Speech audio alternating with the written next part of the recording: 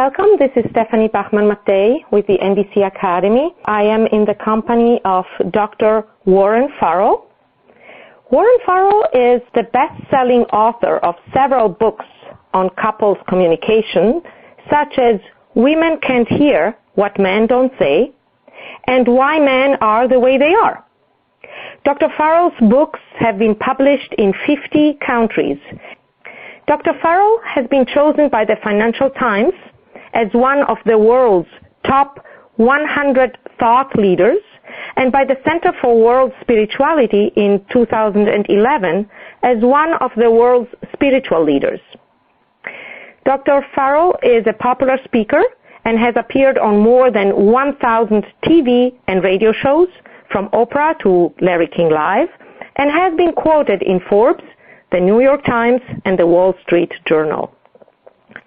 And Dr. Farrell will open our NBC Academy special event, Thrive Together teleconference, in December with a keynote session entitled, No, I'm Not, How to Handle Personal Criticism Without Becoming Defensive. Dr. Farrell, welcome and thank you for making the time to be with me here today. It's a pleasure. I'm looking forward to it. Thank you. So, Dr. Farrell, we have asked our audience to share some of their questions around couple dynamics.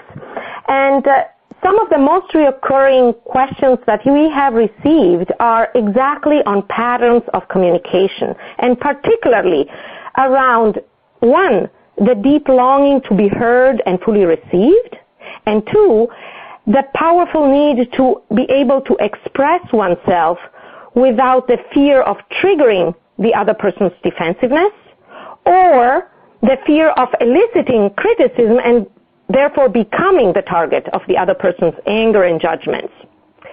So now I know that in your 2-hour keynote for our conference, you will definitely unpack those issues. But right now, what would be one thing that you would like to suggest to our listeners around those dynamics?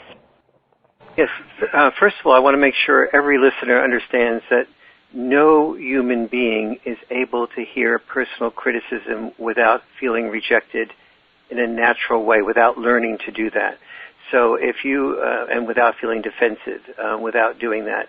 And so historically speaking, when somebody criticized us, we feared that that might be an enemy. And so our natural biological response to that enemy was to get up our defenses and to become defensive, or to kill the enemy before the enemy killed us. And so that's the way we survived.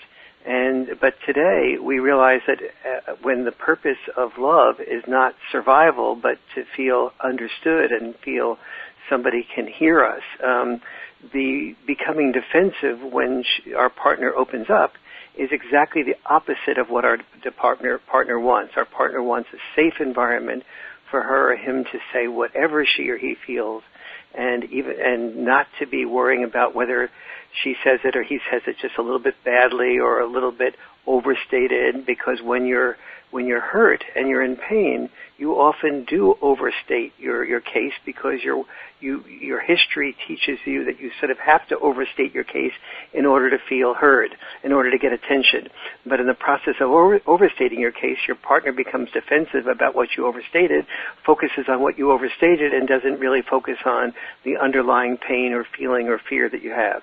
And so if it's biologically unnatural to do that, it makes sense that what we need to train ourselves to do is unnatural.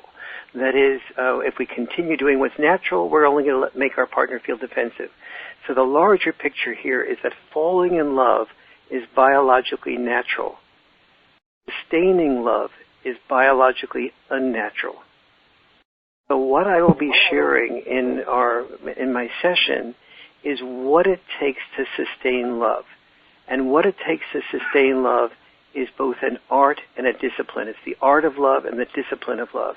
And the art of love and the discipline of love require two major components. One is the art of appreciating our partner and the discipline of appreciating our partner. So, for example, the art of appreciating involves learning how to be very specific. Men in particular tend to be very general in their appreciations of their partner. They're very good about saying it in public to make their partner feel good, but they're oftentimes not very good about seeing little things their female partner does that allows their female partner to feel seen. And women are only mediocre about doing that with men, being very specific about what they see their men doing. And so neither partner feels appreciated. Without appreciation, the reservoir of goodwill isn't high enough to be able to handle the criticism. Secondly, no matter how well we criticize, it's very important to know how to criticize well. We have to know that the person who does the criticism never feels they're criticizing. They always feel like they're giving good suggestions to create intimacy. But from the person hearing those suggestions to create intimacy, almost any suggestion made to create intimacy that requires a change in attitude or a change in behavior is seen by the person hearing it as criticism, and then they become defensive. So the work of our 2-hour session will be to learn how to establish artificial at first, that will eventually become more natural, mindsets that alter our natural state of defensiveness and allow us to have a new state of receptivity, so that in the final analysis we end up having the person who is criticizing us ends up feeling heard, because we, as the listener to that criticism, are beginning to associate the criticism as an opportunity to feel loved. So, for example, we begin to build the mindset of one of the 7 mindsets that I'll be teaching is what I call the love guarantee. And the love guarantee is you internalizing and practicing and rehearsing the internal message that, or mantra, that when my partner feels a safe environment for her, his feelings, my partner is going to feel more loved by me. The more love they feel by me, the more love they'll feel for me. And so when they begin to when you as a receiver are emotionally associating the criticism, the opening up of the partner's feelings as an opportunity to be loved, you no longer have as much need to be defensive. And so it's mindsets that create the opportunity for your partner to really open up and say what she or he is really feeling, rather than spending most of your relationships walking on eggshells and then ultimately withdrawing sexually and withdrawing emotionally, and then beginning to set yourself up for the vulnerability of affairs. Thank you, Dr. Farrell. Yeah. The other question that has come up repeatedly from several listeners is about the repair work, basically. So once my communication has stimulated defensiveness, not only defensive, but has gone to the offensive, how to bring some repair at that point? Yes. In a sense, our entire session will be about creating a situation so that the best way to repair that is by creating a new security that your partner didn't have before, that your partner has repeated experiences of being able to share what they really feel, even when it is critical of you, and that your partner is able to hear that. And so my job is to make sure is to do 3 basic things. One is to set up a week where there's a no conflict zone in exchange for a couple of hours during the week where there is a caring and sharing time. And during that caring and sharing time, the partner, before they begin to hear what the partner who's critical has to say, they move into an altered state where they are receptive to hearing that, and they have a way of saying to the partner who's talking, who's criticizing, of saying hold, and at any time they lose the ability to be in that alternate receptive state.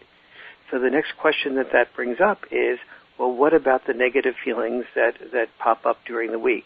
And so the next job is to teach us how to do things like journaling, or to use your computer or index cards or other methods around the house to take care of the feelings that you have that pop up that are negative during the week, and then to know when to and to have always scheduled a caring and sharing time each week, so you're always secure as to the fact that you'll have a time to discuss anything that you still feel is bothering you at the end of that week. And so it's setting up a whole week that allows you to have an entirely different way of behaving with each other during the week, because you have the security of knowing that at the end of the week you'll have an opportunity to share what's really bothering you. So really attending to needs for safety, for being seen and fully heard, and for communicating what is really important to us. Yes, and this is different from active listening. Active listening allows the person who's criticizing to feel heard. That's really a major accomplishment. But it doesn't allow the person who's being criticized to feel safe with the criticism they're hearing. And that's the addition that we'll be adding. Yeah, the safety thing, yes.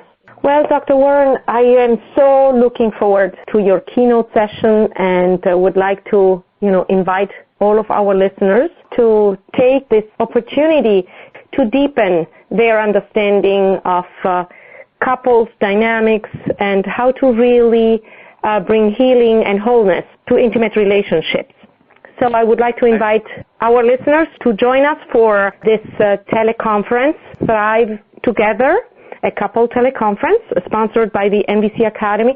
And I really want to thank you for your time here right now and for making yourself available for the conference in December.